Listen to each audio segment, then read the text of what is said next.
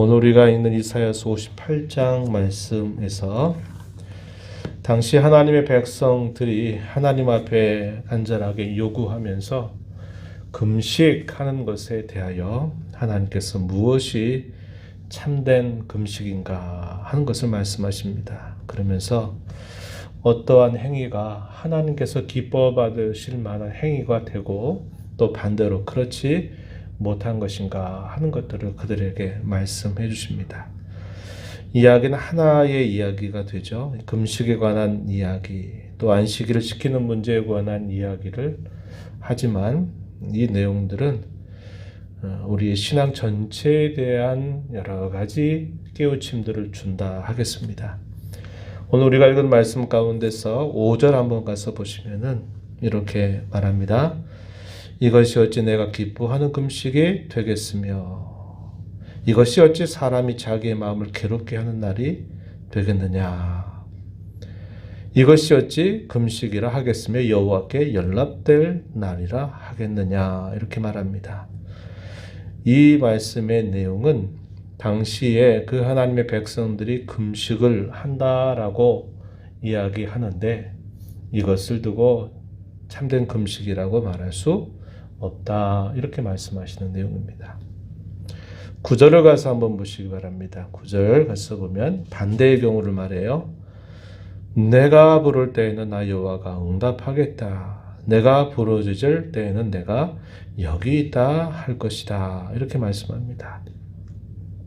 서로 반대가 되는 표현이에요. 여호와께 연락될 만한, 기뻐 받으실 만한 그런 금식이 되지 못하는 것과 하나님께서 언제든지 내가 나에게 요구만 한다면, 기도만 한다면 내가 다 들어주려고 내가 너를 기다리고 있다. 이것은 서로 정반대되는 모습을 표현해 줍니다. 그렇게 반대되는 말씀을 하시는 데에는 그 이유가 있는데요. 앞부분에 먼저 내용에 가서 보면은 하나님께서 선지자를 통해서 목소리를 아끼지 말아라. 크게 외쳐라. 나팔같이 높여서 백성들에게 알려줘라. 무엇을 알려주라고 말하냐면 그들의 허물이 무엇인지, 그들의 죄가 무엇인지를 그들에게 분명하게 알려주어라. 이런 말씀을 하십니다. 2절 말씀에 가서 보면은 말씀 자체는 굉장히 좋은 말인데 이렇게 말씀하시는 것은 참되지 못하다는 것을 오히려 반대로 표현하는 말씀이에요. 2절에 보세요. 날마다 나를 찾아 나의 길 알기를 즐거워함이 공의를 행하여 하나님의 규례를 저버리지 아니한 나라 같아서 의로운 판단을 내게 구하며 하나님과 가까이 하기를 즐거워하는도다. 이것은 그들이 금식한다고 하나님 앞에 나와서 있는 그들의 모습을 이렇게 표현하고 있는 말입니다. 그런데 문제는 뭐냐면 그들의 마음의 중심, 그리고 그들이 하나님 앞에서 갖는 그들의 태도가 그것은 결코 그렇지 않다 하는 것을 말해주는 겁니다. 다시 말씀을 드리면 외식적인 태도를 말하고 있다 하는 것입니다. 왜냐하면 1절에서 그들의 허물과 죄를 알려라 이렇게 말씀하셨고 3절에서 금식을 하면서 반대로 말하는 이 표현들을 보면 2절의 말씀이 하나님이 정말 그렇다 말씀하시는 내용이 아니라는 것을 알려주기 때문에 그렇습니다. 3절 한번 보시면은 우리가 금식하되 어찌하여 주께서 보지 아니하시며 우리가 마음을 괴롭게 하되 어찌하여 주께서 알아주지 아니하시나이까 불평하는 모습입니다. 우리가 이렇게 금식을 하고 이렇게 하는데 왜 하나님은 우리의 간구를 들어주지 않나요? 왜 하나님은 우리의 요구를 듣지 않으시는지 이렇게 묻는 반문이죠. 하나님께서 대답을 하십니다. 3절 하반절 보라 너희가 금식하는 날에 오락을 구하며 온갖 일을 시킨다. 보라 너희가 금식하면서 논쟁하며 다투고 악한 주먹으로 치고 있다. 이렇게 말씀합니다. 금식은 하는데 한편으로는 즐거움을 구하고 온갖 일을 시킨다. 이 말은 다른 사람들을 압제하는 거죠. 강제적으로 일을 시키는 그런 태도를 표현합니다. 금식을 하면서 서로 다투고 서로 치는 일들을 하는 것이 과연 이것이 맞는 것이냐라고 이렇게 하나님이 대답을 하시는 것입니다. 너희가 진정 금식하는 목적이 너희의 목소리를 나에게 듣게 하려고 하는 것이 아니다. 이렇게 말씀을 하고 계십니다.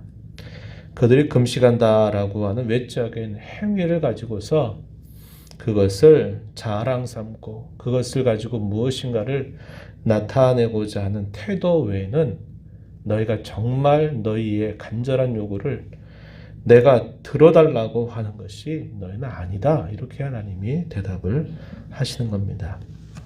이 말씀을 우리가 생각하면 산상수훈 6장, 마태복음 6장으로 가서 보시면은 우리가 잘 기억하는 말씀이 주어지죠. 예수님께서 경건의 덕목으로 세 가지를 예를 들어서 말씀하십니다. 당시에 경건하다 칭함을 받았던 종교 지도자들의 대표적인 덕목들 세 가지를 언급하세요. 기도하는 일, 또 구제하는 일, 금식하는 일, 이 세 가지를 말하는데 그 세 가지의 공통점이 뭐라고 예수님 말씀하시냐면 너희가 보이려고 그렇게 한다. 이렇게 말합니다. 보이려고. 그래서 너희는 이미 많은 백성들에게 너희가 경건하다라고 그렇게 인정받지 않았냐. 자기 상을 이미 받지 않았냐. 이렇게 예수님이 그들을 책망하시는 말씀을 주고 있죠. 사람들이 보니까 저분들은 참 우리와 달라. 저분들은 늘 기도하시는 분들이고 저분들은 늘 구제하고 늘 금식하는 일을 잘 하시는 분들이야. 참 존경스러운 분들이야. 백성들은 그들의 모습을 보고서 경건하다 하면서 그들을 칭송합니다. 그들은 이미 다 받을 상을 다 받았다고 말해요. 하나님 앞에 받을 상이 없다. 이렇게 예수님이 말씀을 하시고 계시는 겁니다. 그러면서 강조하시는 것이 뭐냐? 마음의 중심을 하나님 앞에 드리라는 거죠. 그리고 사람들에게 보일 목적을 하지 말고 사람들에게 은밀하게 이런 일들을 해라. 주님이 이렇게 말씀을 하신 바가 있습니다. 여기서도 우리 하나님께서 그들에게 응답하시는 말씀, 너희 목소리를 상달하게 하려는데 너희 목적이 없다. 너희가 금식하고 하는 것들을 통해서 경건의 모양을 갖추는 일에 거기에 힘을 쓰고 있는 것이지 결코 너희가 내 앞에 겸손히 나와서 너희의 간절한 요구를 들어달라고 하는 태도가 아니다. 이렇게 말씀을 하고 계신 겁니다. 그러면서 네가 부를 때마다 내가 응답하겠고 부르짖을 때마다 내가 여기 있다고 하리라. 이렇게 반대로 말씀하시는 경우는 6절 이하에서 소개가 됩니다. 우리가 잘 기억하는 말씀 가운데 하나일 겁니다. 내가 기뻐하는 금식은 흉악의 결박을 풀어준다. 멍에의 줄을 끌어준다. 압제에 당하는 자를 자유하게 하고 모든 멍에를 꺾는 것이다. 라고 말씀합니다. 줄인 자에게는 너의 양식을 나누어 주고 유리하는 빈민에게는 집에 들여서 그들을 대접하고 헐벗은 자를 보면 입히고 이렇게 그들의 삶의 진정한 모습이 하나님의 뜻을 따르고 그의 계명을 따르고 자신을 나타내려고 하지 말고 다른 사람들의 어려움을 함께 짊어져 주려고 하는 이런 참된 마음을 가지고 금식할 때 그것이 하나님이 기뻐하시는 금식이 된다. 이렇게 말씀을 해주십니다. 그렇게 하면 어떻게 해주시겠다고 말씀합니까? 8절에 보니까 내 빛이 새벽같이 비칠 것이다. 내 치유는 급속할 것이다. 내 공의가 내 앞에 행하고 여호와의 영광이 내 뒤에 호위할 것이다. 이렇게 말씀하면서 내가 언제든지 그렇게만 한다면 응답하겠다. 내가 여기 있다라고 내가 너에게 대답해 주겠다. 이렇게 하나님께서 말씀을 해주고 계십니다. 계속적으로 하나님께서 그렇게 참된 금식을 하면서 따르는 자들에게 주시는 그 축복의 말씀을 계속 덧붙여 주시면서 하나님을 경외하는 자들이 갖추어야 할 자세에 대해서 거듭 말씀하십니다. 너희 가운데서 멍에와 손가락질과 허망한 말을 어찌하여 버려라. 졸인 자에게 너의 심정을 동해라. 움직여라. 괴로워하는 자의 마음을 만족하게 해라. 이렇게 말씀을 하십니다. 이것이 하나님을 경외하는 자의 참된 삶의 자세다 가르쳐 주십니다. 그러면서 그러한 자들에게 또다시 약속하시는 말씀이 주어집니다. 10절 한번 가서 보시면은 이렇게 말하죠. 10절 하반절에 내 빛이 흑암 중에서 떠올라 내 어둠이 낮과 같이 될 것이다. 흑암이 가득 덮고 있는 상황이라도 그 어둠과 낮이 같아질 것이다. 이렇게 말씀하는 것은 그의 삶 속에 어떤 역경과 시련과 어려움이 닥쳐도 그는 자기가 갈 길들을 잃어버리지 않게 될 것이고 총명과 분별력을 갖게 될 것을 약속하시는 말씀이죠. 11절에 너를 항상 인도해서 메마른 곳에서도 내 영혼을 만족하게 해줄 것이고 내 뼈를 견고하게 해줄 것이다. 너는 물된 동산 같겠고 물이 끊어지지 아니하는 샘 같을 것이다. 이렇게 말씀합니다. 물된 동산, 물이 항상 끊어지지 않는 샘, 항상 퍼도 또 용수숨 쳐나오는 그런 샘과 같게 될 것이다. 이렇게 말씀합니다.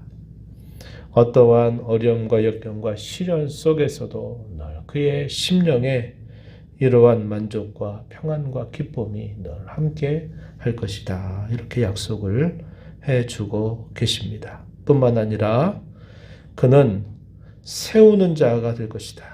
그리고 건설자가 될 것이다. 라고 말씀합니다. 12절에 보면은 오래 황폐된 것들을 다시 세울 것이다.